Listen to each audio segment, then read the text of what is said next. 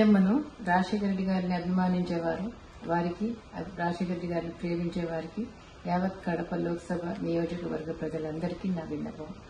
రాజశేఖర రెడ్డి గారిని ఏ విధంగా మీరు అభిమానించారు, ఏ విధంగా హక్కును తీర్చుకున్నారు, ఏ విధంగా నిలబెట్టుకున్నారు, ఆయన కూడా ఆయన ఊపిరి ఉన్నంత వరకు ప్రజాసేవలో మీకే అంకితమయ్యారు.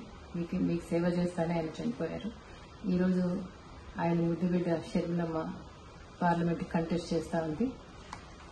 ఈరోజు ఆ బిడ్డను ఆశీర్వదించమని, పార్లమెంట్కి పంపమని, ఆయనలాగా మీకు సేవ చేసే అవకాశం ఆమెకి ఇవ్వమని వాళ్ళందరినీ ప్రార్థిస్తున్నాం.